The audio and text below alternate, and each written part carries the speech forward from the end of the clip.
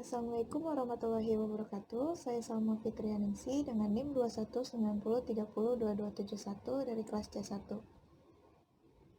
Di sini saya akan mempresentasikan buku kerja KWU 2, bergerak dari sebuah ide menjadi sebuah usaha.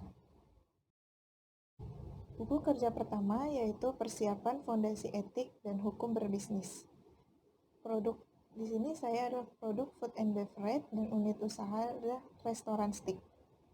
Yang pertama adalah langkah-langkah yang pertama ada identifikasi isu-isu etik dan legal yang dihadapi perusahaan baru. Kriteria kinerja 1.1 budaya etik yang kuat dibangun pada perusahaan.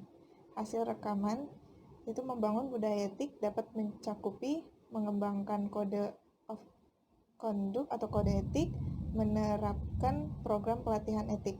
Budaya etik yang kuat dapat mencakupi akses modal yang lebih baik, reputasi merek yang lebih baik, meningkatkan komitmen karyawan, meningkatkan loyalitas pelanggan, menghindari potensi sanksi. 1.2 Notaris untuk perusahaan dipilih sesuai bidang bisnis. Notaris untuk perusahaan mengetahui masalah permulaan dan bahwa dia telah berhasil mendampingi pengusaha melalui proses awal sebelumnya. 1.3 Perjanjian para founder disiapkan sebagai kesepakatan pendiri. Perjanjian para founder dapat mencakupi sifat bisnis, prospektif, bentuk hukum kepemilikan bisnis, identifikasi setiap kekayaan intelektual yang masuk ke bisnis, deskripsi modal operasi awal, klausa buyback. 1.4 Perselisihan hukum dihindari. Perselisihan hukum dapat dihindari dengan memenuhi semua kewajiban kontrak, hindari undercapitalization, kesepakatan hukum, perjanjian non-disclosure, mengingat karyawan atau pihak lain seperti pemasok untuk tidak mengungkapkan rahasia dagang perusahaan, perjanjian mencegah seseorang bersaing dengan mantan majikan untuk jangka waktu tertentu. Langkah-langkah kedua itu memilih bentuk organisasi. Kriteria kerjanya 2.1 bentuk organisasi bisnis diidentifikasi. Bentuk organisasi dapat mencakupi limited liability company atau perseroan terbatas. Kinerja yang ke-2.2 isu-isu dipertimbangkan dalam memilih bentuk hukum kepemilikan bisnis. Isu-isu memilih bentuk organisasi dapat mencakupi biaya pendirian dan pemilihan formulir hukum. Transferabilitas bisnis di masa depan. Langkah yang ketiga mendapatkan lisensi dan izin usaha. Kriterianya 3.1 persyaratan izin usaha dipenuhi.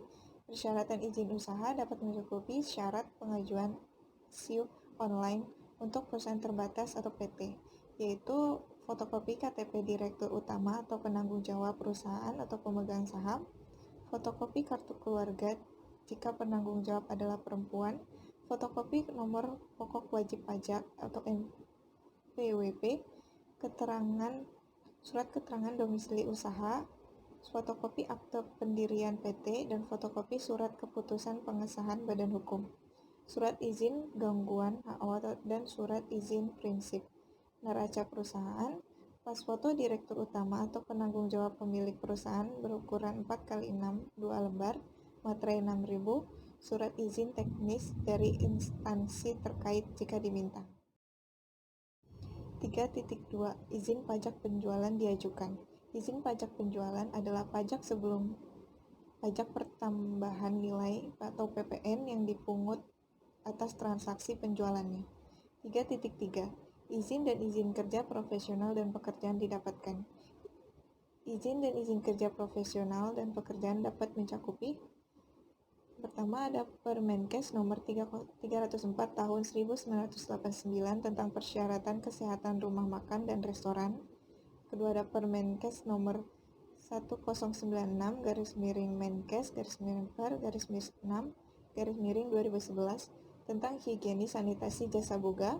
Kemudian ada Kemenkes RI nomor 715-Menkes-SK-5-2003 tentang persyaratan higienis sanitasi jasa boga. Kemudian ada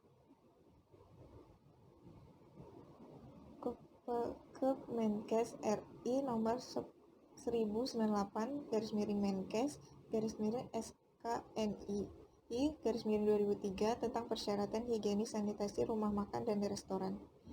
Kemudian ada Permenpar RI nomor 28 tahun 2005 tentang standar usaha pusat penjualan makanan.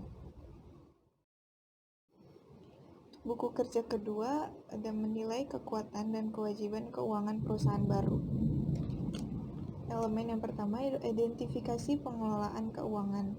Kriteria unjuk kerjanya untuk 1.1 tujuan keuangan perusahaan, diidentifikasi profitabilitas dan status baik, ekualitas dan status baik, efisiensi status baik, dan stabilitas status sedang. 1.2 proses pengelolaan keuangan diidentifikasi. Pertama, preparasi laporan ke pendapatan status baik, neraca berstatus baik, laporan cash flow status baik. Preferensi perakiraan keuangan pendapatan status sedang, pengeluaran status sedang, belanja modal status sedang. Preparasi performa laporan keuangan, laporan performa pendapatan statusnya baik, laporan performa neraca status baik, laporan performa cash flow status baik. Analisa berjalan dari hasil keuangan. Rasio analisis status baik, mengukur hasil dibanding neraca status sedang, mengukur hasil-hasil dengan norma industri status sedang. 1.3 laporan historis keuangan diidentifikasi. Laporan keuangan status baik, neraca status sedang, laporan cash flow status sedang. 1.4 Perakiraan keuangan diidentifikasi. Laporan keuangan historis perusahaan diikuti oleh persiapan perakiraan statusnya baik. Perkiraan penjualan untuk perusahaan baru didasarkan pada perkiraan penjualan dan rata-rata industri yang baik atau pengalaman memulai usaha sejenis status baik. Perkiraan penjualan untuk perusahaan yang ada didasarkan pada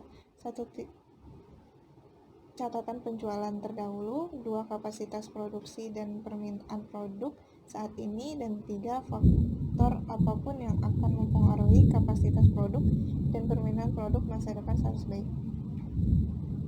Langkah yang kedua ada identifikasi proforma laporan keuangan. 2.1 Laporan proforma diidentifikasi. Proforma laba rugi status sedang, proforma pendapatan status baik, proforma neraca status sedang, proforma arus kas status baik. Kedua, 2 rasio analisis diidentifikasi. Likuiditas status baik, efisiensi operasi status baik, profitabilitas status baik. Performa keuangan perusahaan sudah terrealisasikan dengan baik, namun lebih baik lagi untuk melakukan peningkatan agar pendapatan semakin meningkat. Berdasarkan hasil tersebut, usaha ini layak untuk ditindaklanjuti. Buku kerja yang ketiga itu mengembangkan dan mengelola tim usaha baru. Yang pertama itu langkah rencana staffing. Langkah yang kedua adalah rekrutmen, pelantikan, pelatihan, dan mempertahankan tim. Kinerja kerja 2.1 Rencana seleksi dibuat berdasarkan kriteria seleksi, kebutuhan bisnis, dan persyaratan hukum. Rencana seleksi yaitu ada mengiklankan lowongan untuk kebutuhan staf, mengadakan panel seleksi, pelamar terpilih, menjadwalkan wawancara dan beritahu orang yang relevan tentang waktu, tanggal, dan tempat. 2.2 Proses seleksi dilakukan sesuai dengan kebijakan dan prosedur bisnis. Proses seleksi mencakup proses wawancara dan menilai kandidat berdasarkan kriteria seleksi yang disepakati, diskusi penilaian dengan anggota panel seleksi lainnya, menyiapkan laporan seleksi dan membuat rekomendasi kepada personel senior untuk penunjukan, melengkapi dokumentasi yang diperlukan sesuai dengan prosedur organisasi dengan memperlihatkan kerahasiaan dan persyaratan privasi. 2.3 Internalisasi atau induksi anggota tim dilakukan untuk menyadari tanggung jawab dan persyaratan kinerja mereka sesegera mungkin, dan mengambil kesempatan untuk melatih anggota tim yang tidak terbiasa dengan prosedur bisnis. Internalisasi atau induksi anggota tim mencakup menyediakan kandidat yang berhasil dengan kontrak kerja dan dokumentasi lainnya, memberi tahu manajer dan tim kerja tentang penunjukan baru, memberi tahu manajer dan staf tentang tanggal mulai kandidat, dan membuat pengaturan administratif yang diperlukan untuk pembayaran dan pencatatan karyawan, mengatur pelantikan kandidat yang berhasil sesuai dengan kebijakan organisasi. Langkah yang ketiga yaitu memenuhi kewajiban hubungan industrial.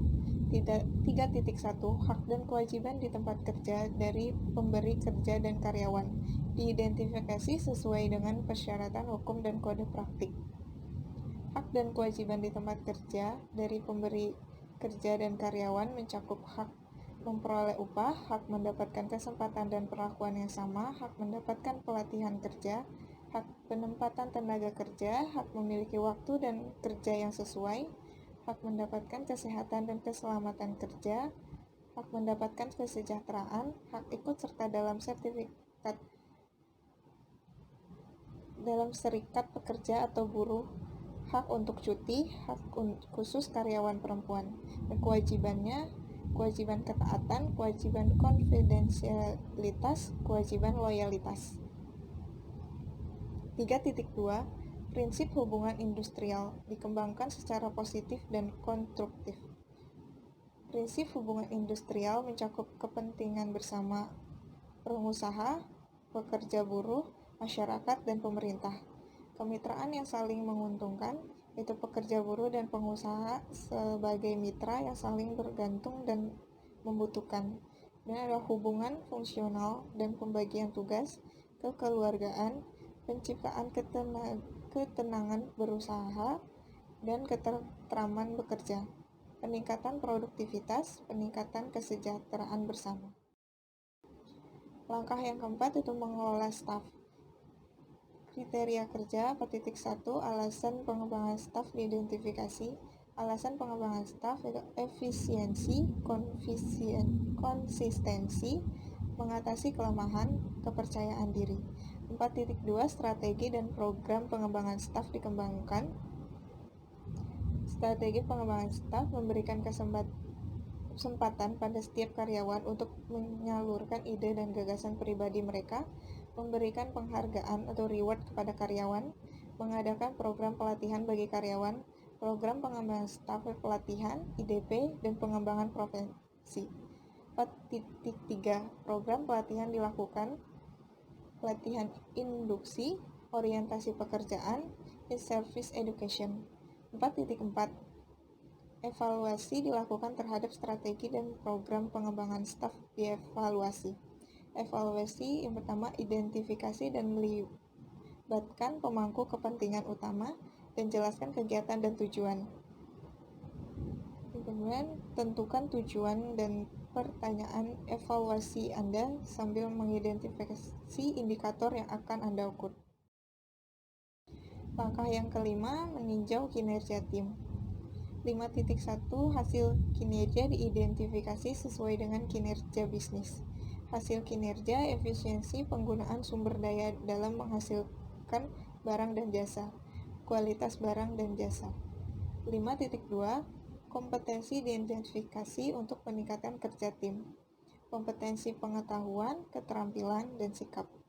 5.3 Tingkat pergantian staf diidentifikasi.